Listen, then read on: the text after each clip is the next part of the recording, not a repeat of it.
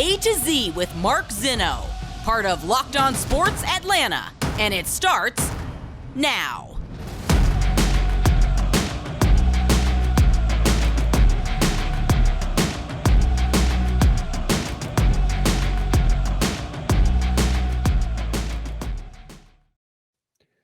Good afternoon. Welcome to A to Z here on Locked On Sports Atlanta, where today I tell you it's only one thing at a time. Welcome in. We are live here on this Friday, back in the saddle here in the cozy confines of my studio right here in Atlanta, or at least Cobb County, close enough to Atlanta. But welcome in. Happy Friday, everybody. Make sure you give me a follow on Twitter at Mark Zinno. Of course, follow the entire network at Locked On ATL. We got a lot to get to today, including some Braves news and notes as we approach the trade deadline, and some more NFL chicanery surrounding Kyler Murray. We'll get to all that coming up here on the show. Wanted to start today by reminding you that this segment is brought to you by our friends at betonline.net, but also wanted to start today with the Atlanta Falcons because training camp is up and coming. And oh, by the way, if you're going out to training camp on Saturday, that's tomorrow, July 30th, I'll be out there. So make sure you guys stop by and say hello. If you see me, give me a wave. I'll be broadcasting live from there as well. So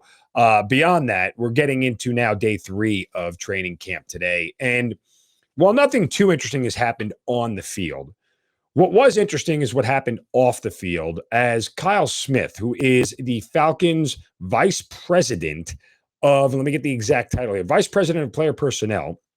And he is now, I guess, Terry Fontenot's right-hand man, his top lieutenant, right? And he is part of the guy who is, I guess, in charge of roster construction. He met with the media yesterday and began to answer questions about the Falcons and where they are and where they're going and their draft philosophy and how you put things together and this, that, and the other. And, you know, I think you can always look at these comments in a variety of different ways. You know, obviously they're going to be very guarded comments. They're going to be comments that aren't going to give away a lot about a process or a way they do business or anything like that, right? Like that's not what these guys want to do.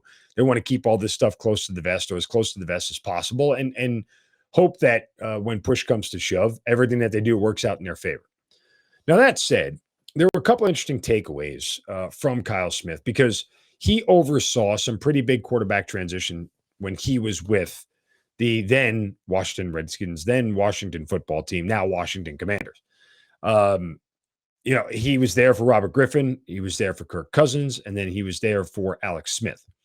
And so when you go through quarterbacks at that rate and you have a measure of success with them, obviously it says that they're good quarterbacks, but it also says that, you know, you're able to manage the situation around you from a roster standpoint. Now, the transition here in Atlanta is much, much different. You could argue that Kirk Cousins was better than Robert Griffin III. You can argue that Alex Smith was better than Kirk Cousins. I think they're all pretty equitable. What you can't argue at this point in time is that Marcus Mariota nor Desmond Ridder is anywhere near the level of Matt Ryan. So things are going to be dramatically different at that position. But the other thing that people need to remember is in the selection of Desmond Ridder is that they hope that they found their guy and that this is going to be a process and a project more than it is about production right off the bat. And while we all think that there is a quarterback competition going on, we all think that there's a chance we'll see Desmond Ridder play at some point. Manifestly, we are looking at a situation where this is going to be slow played for as long as they can. And as long as Mariota isn't stinking up the joint, he's probably going to take the majority of the snaps and not lose his job. He's going to have to play bad enough to lose his job as opposed to let's just put Desmond Ridder in there and see what happens kind of deal. Now, there is another part of their drafting philosophy that we heard from Kyle Smith yesterday that is both troubling and reassuring at the same time. I'll tell you what that is in a moment. First, a word from our friends at betonline.net, the fastest and easiest way to check in on all your betting needs. Find your favorite sports and events and at the number one online source for odds, lines, and games. That's betonline.net. Find reviews of every league. Find news about Major League Baseball, NFL, NBA, NHL, combat sports, esports, even golf. It's all there on BetOnline. They continue to be the top online resource for all of your sports wagering information. From live in-game betting, scores, and podcasts, they've got you covered. Head to BetOnline today or use your mobile device to learn more about the action that's happening today. Bet online, where the game starts. Now, let's get back to Kyle Smith again with the Falcons. One of the things that he did in Washington that was really significant, and part of the reason why I believe that he is here is because of what he did with Washington's defensive front and their defensive line. 2 years ago, they were one of the top defensive lines in the league. Remember Chase Young, Montez Sweat, the whole variety. That team was like full of sacks everywhere. And there is a sense about the trenches in Atlanta and how bad we've been over the years, and how bad we've been overall, that it's a tough pill to swallow to watch them bring in a guy who was so instrumental in rebuilding a defensive line and rebuilding an offensive line in Washington that made them successful and helped them win a division, to coming into Atlanta and watching them take a tight end and a wide receiver in the first round of their drafts. Now, overall, holistically, I don't mind the idea of best player available. I never have. I covered a team in Baltimore and the Ravens who lived and swore by best player available, and it worked out really well for them. You rarely, almost ever saw them reach, and the only time they ever did, honestly, was for wide receiver, and they're still reaching for one. See the Hollywood Brown pick. So anyway, but you rarely ever saw them make that mistake. They were calculated. They were smart. They looked deep into the draft, found value deep into the draft, and that's one of the teams that you want to model when it comes to your drafting philosophy. So I think best player available is good, but at some point in time, this organization is going to have to invest in the draft capital for some high-level defensive and offensive line players.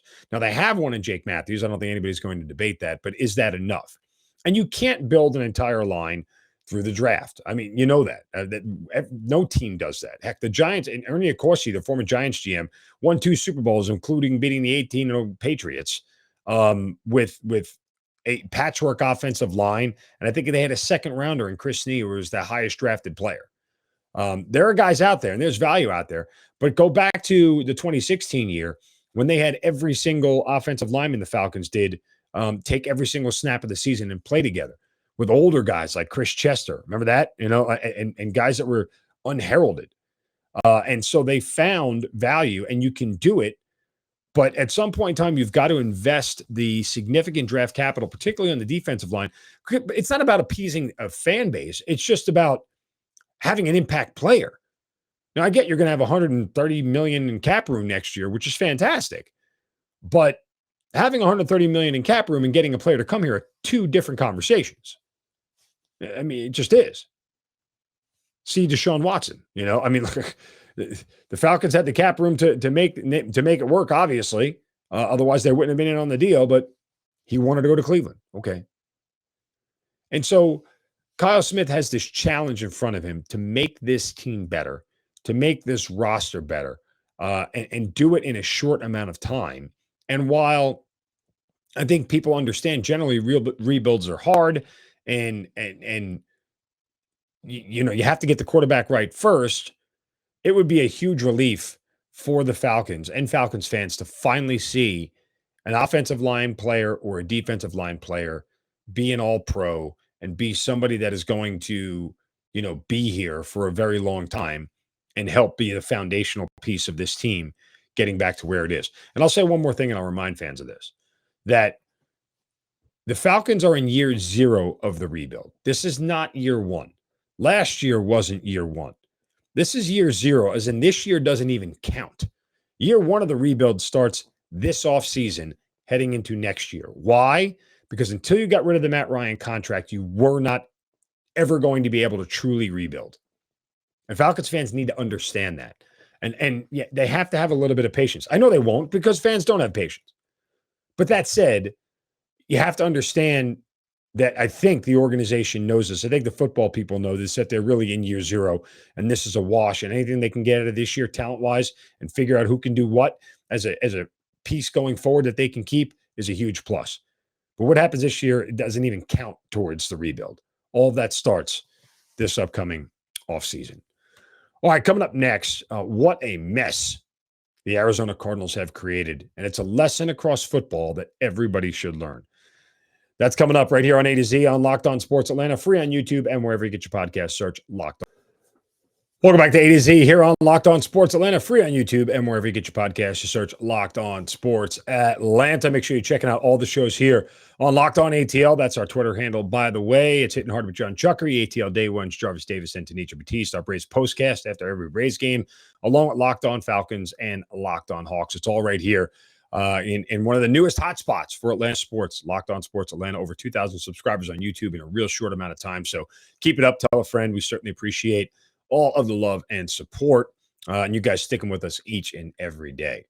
All right, I want to pivot here, and we'll get to the Braves coming up after we hand out some shovels of wisdom next. But I wanted to get to the mess that the Arizona Cardinals have created. In fact, that was a shovel earlier in the week with their contract that they gave Kyler Murray, a $230 million contract. And then it was leaked out that there was a independent study clause where they forced Kyler Murray to study 4 hours of film per week.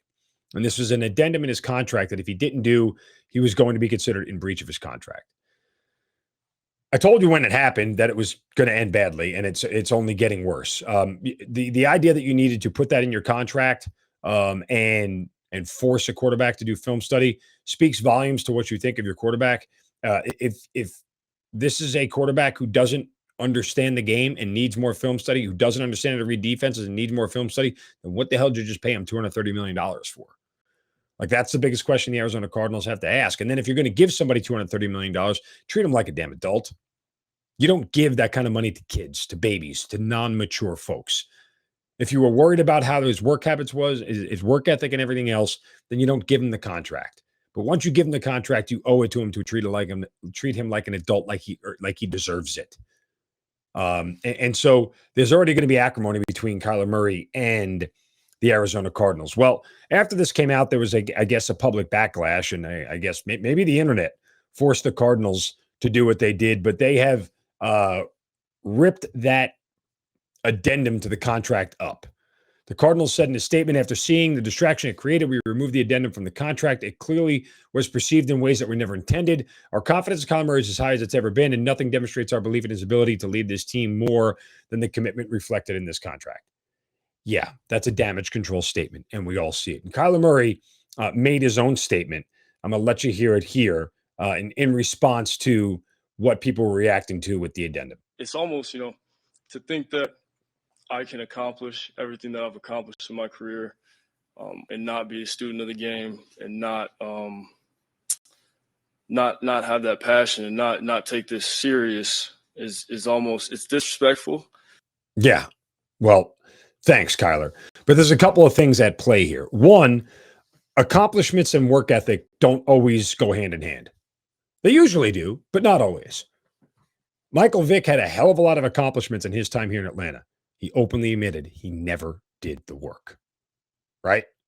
Accomplishment. First team to beat Green Bay in the postseason. Pretty impressive. Nice accomplishment.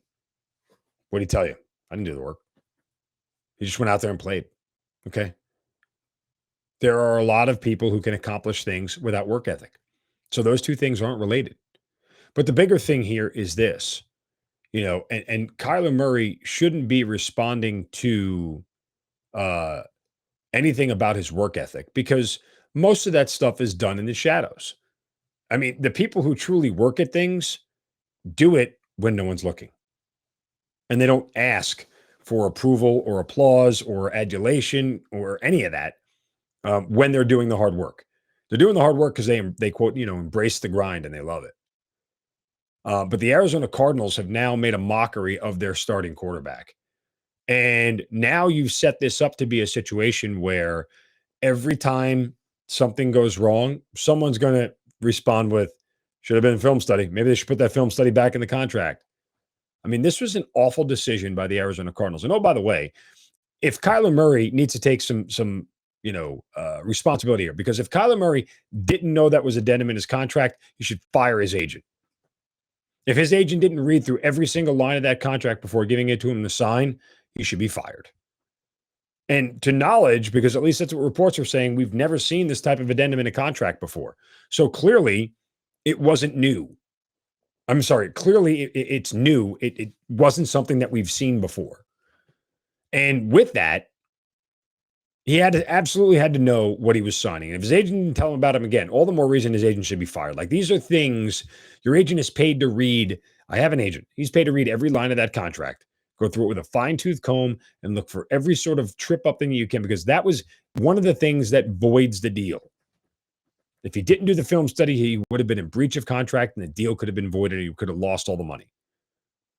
So, I mean, his agent had to have read this. His agent had to have told him about it. And Kyler had to agree to it. Kyler had to agree to it. If Kyler had some headache with it, should have never signed the deal.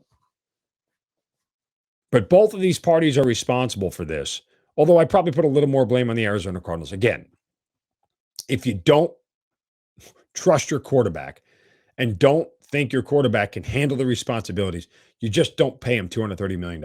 It's really, really simple. The Cardinals did this because they were scared. They were scared of life without Kyler Murray, knowing that getting the quarterback wrong, see Josh Rosen, leads to really bad things. The Cardinals were scared of being in a worse situation than the Atlanta Falcons. There's Matt Ryan. He's struggling. He had a bad year last year. Get rid of him. Oh, wow. We actually got worse. Now, again, the Falcons are a little bit of a different scenario. There were a couple of things at play there, but still, trying to find another quarterback is really, really hard, which is why teams panic and don't ever want to let one go. The teams that are smart enough to let them go, guess what? You're going to end up being on the right side of this thing. More often than not, I think you end up being on the right side. It's not often that teams let quarterbacks go. That in and of itself doesn't happen, but it's even less often that they let a quarterback go and he ends up being better in the second place. Peyton Manning is really the only sort of name that pops into my head. Now, you could argue Kirk Cousins has been better in Minnesota than he was in Washington. I think statistically that's 100% fact. That said, a lot of people would say otherwise. But you don't see quarterbacks go on the move all that often. Yes, Tom Brady, Peyton Manning. Yes, Tom Brady has been better or have been very good in Tampa, and New England has regressed a little bit. But when you're saying Tom Brady and Peyton Manning, you're talking about two of the, depending on who you ask, 5 best quarterbacks in NFL history. Those guys don't grow on trees. And let's see how Russell Wilson does in Denver. But again, I can't even get over the mess the Arizona Cardinals have created with their starting quarterback. This doesn't end well. There cannot be a whole lot of faith there if you put this addendum in the contract, because you knew you were putting it in there. And you took it out because of how bad you made your quarterback look and how bad you made your organization look. And people rightly called it out for what it was. It was BS. You're putting a film study addendum in for your quarterback. What does that say about your quarterback? What were you intending it to say, Arizona Cardinals? Do you mandate that for any of your defensive linemen? Do you mandate that for wide receivers? You did it for your quarterback because you wanted an out, possibly, if you needed it. Right? You wanted an out if things went sideways. That's what this was all about, if you ask me. But they just executed it really, really poorly. All right, speaking of executing poorly, Braves at the trade deadline, not executing at all. What's going on with that? Another move was made, another player off the board. We'll tell you about that coming up next, right here on A to Z, on Locked On Sports Atlanta, free on YouTube, and wherever you get your podcasts. Search. Welcome back to A to Z here on Locked On Sports Atlanta, free on YouTube, and wherever you get your podcast. Search Locked On Sports Atlanta. Again, give me a follow on Twitter at Mark Zinno. Of course, follow our entire network at Locked On ATL. All right. We have to get to some Major League Baseball trade deadline news that has come up as well. Braves getting set to start a series with the Arizona Diamondbacks. But now, oh God, this is going to get ugly. Time to hand out a shovel of wisdom. Brace yourselves, because it's time for the shovel of wisdom.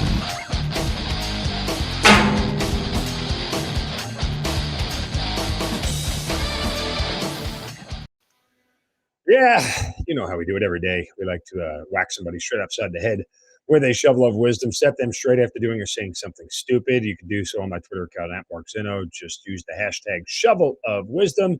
And today my shovel goes to American Airlines. Oh, folks, I have to tell you the living hell that I have been through with American Airlines over the past 4 days. So, as if you've been watching and listening to the show, you know I was away in the Pocono Mountains in Pennsylvania with the family every year. Long story short, my parents booked this vacation for all their kids and all our grandkids to come together for one kind of non-holidays, Christmas and everything else. Everybody's busy, but just a summer vacation for all of us. So, uh, because I am a patron of Delta and I don't like to fly any other airline, they're just comfortable for me, whatever. But Delta didn't fly to where we were going. The closest airport to where we were going was in Scranton, Pennsylvania. I don't know if any of you know about Scranton, Pennsylvania, but it's a small little town right in central PA. Yankees farm team is actually, AAA farm team is actually there in Scranton. So there's a small little airport there, and it's about an hour away from the Pocono Mountains in Pennsylvania where we were going for the week. So I booked the flight, whatever, has to be a connecting flight, and I have my twins, my two 6-year-old boys with me. And we're flying from Atlanta to Charlotte and then Charlotte to uh, Scranton. Well, our flight out on Sunday, last Sunday, was scheduled for about 7 o'clock in the morning. Connecting flight in Charlotte and then on to Scranton. I get the email at 11:30 the night before, as I'm getting ready to go to bed, that my flight out of Atlanta to Charlotte has been delayed. This delay now forces me to miss my connection because my luggage wouldn't have made it. I wouldn't have made it on time. They gave me about 20 minutes. And so I call them up, and I have no choice at this point in time but to fly to Philadelphia and now drive 2.5 hours instead of an hour to get there. Okay. Oh, by the way, the delay was for crew, not for maintenance, not for airplane, not for weather, nothing. It was a crew related delay. And so I end up flying to Philadelphia. When I get to Philadelphia and I try to change my rental car reservation that I originally booked at the Scranton airport, leaving there and then coming back there, well, lo and behold, you can't do that with a lot of these rental car companies. And they want to charge you extra for taking a rental car from one place and then bringing it to another, right? So there's that. So I finally get a rental car and I end up driving the 2.5 hours. I get no notifications about my flight on the way back. Everything seems to be going. I get to the Scranton airport, drop the rental car off. $1,200 later, I might add to it. Drop the rental car off, and then check in, send my bag underneath, sitting in the airport. We're there for about 35, 40 minutes when I get the email that my flight from Charlotte back to Atlanta last night, which was supposed to leave at 10 p.m., is now not leaving till 1:15 in the morning. Good job, American Airlines. And I'm like sitting there, I'm like, dude, there's no way you're going to expect me to sit in the airport with two small children for 4 hours to 1 o'clock in the morning to get them on a flight. This is nuts. They have no other flights going, this, that, and the other. I'm like, fine, suck it up and deal, whatever. Again, by the way, delay due to crew, nothing else other than crew. And so I'm mid flight. I bought the Wi Fi. Mid flight, I get the email. My flight was canceled. Oh, my flight from Charlotte to Atlanta was canceled now. Now I've got no flight. I've got two small kids, and I need to be back in Atlanta here on Friday morning. Um, yeah, I said screw it. I rented another car and drove from Charlotte back to Atlanta last night, all because American Airlines can't run any flights correctly. Here's the real kicker. This is great. When I asked for my luggage, they told me I couldn't get it because it was the final destination was checked through to the final destination, Atlanta. They refused to go get my luggage. So I drove back last night without any luggage. American Airlines doesn't got my luggage. I would never fly that airline again. They started chatting with me back and forth on Twitter. And they're like, "Oh, let's see if we can compensate you." I'm like, "I don't want your flight out there. You're never getting on your airline again." It doesn't start with refund or reimburse. You're wasting my time. Screw you, American. Ugh, good Lord, what a mess of garbage that was. All right, let's get back to sports here. Anyway, Braves are still sort of quietly lurking here at the deadline. New York Mets yesterday acquired Tyler Naquin from the Cincinnati Reds. He's a former first-round draft pick 10 years ago, a long time ago. And this is a guy currently that is batting .246 with 7 homers and 33 RBIs in 56 games for the Reds. So he's going to be a platoon-type player for the Mets. And you're saying to yourself, Zinno, why do I care? What's the big deal? This guy isn't anything. That sounds and feels eerily similar to what it felt like when the Braves got Eddie Rosario or Jock Peterson, right? Nobody knew who Eddie Rosario was. Jock Peterson, you knew. But nobody really knew who Eddie Rosario was. Nobody really knew what he was capable of. He had okay numbers. Jock Peterson had awful numbers when he got here. He was batting 240 thing with like 8 home runs when he got here. It seemed like an under the radar move that no one really cares about. Supposed to be a platoon player, left-handed bat for the Mets. Now, I'm not saying that he will have the same effect, but that's kind of what it feels like. And I only bring it up to say, where is the Braves sort of move like that? What are we waiting on here? I'm starting to get a little bit nervous. We've got 4 days to the trade deadline, 30th, 31st, 1st, 2nd. Now, of course, that still feels like a lot of time, and it is. But are the Braves going to make a move? Um, to me, it feels like it's a necessity. It feels like it is a move that if it's something that if they don't do, they may be on the wrong side of things. Who knows? Maybe Snitker can push all the right buttons. Maybe somebody can come through, but I just don't. I don't got a lot of faith right now in them being able to get over the top. Kyle Wright goes tonight against Madison Bumgarner, and as I said, the Yankees didn't do the Braves any favors because they couldn't beat the Mets at all. And now you have a 3-game lead in the standings, 4 in the loss column. Just the other way around. Let me double check that. Yeah, 3-game lead, 4 in the loss column here. And it feels like the Mets are starting to get out again. They've won 7 of their last 10, and they're starting to trend more in that direction. And the goal for the Braves is not to fall too far behind. With the new playoff format, as I've told you about several times this week, being in second and just making the playoffs is great, and that's all the Braves really need to do. Their path is certainly more difficult than the first round bye that would be there. And there's so much more risk and uncertainty in a 3-game series to do these things than not. I think that is something that is incredibly important to note. So let's see what happens here going tonight. They've got to take care of business against the D-backs, and they need a strong start from Kyle Wright because a lot of the starting pitching as of late has been spotty. It's certainly been not what we've come to expect from some of the names that are being trotted out on the mound every single day. So we'll keep our fingers crossed, and hopefully we get a 3-game sweep here, see where they are as they head into that series next weekend with the New York Mets. 3 games and an off day, 2 with the Phillies and an on the Mets. So not to look too far ahead, down the road, but we got 5 games coming up. If they can win 3 or 5 and go from there. All right, that'll do it for us here on this Friday. Thanks for making A to Z your first listen. Make your next listen. Hitting hard with John Chuckery right here on Locked On Sports Atlanta. Appreciate you guys joining me. A wonderful Friday. Have a great weekend. Don't take the crap out of it.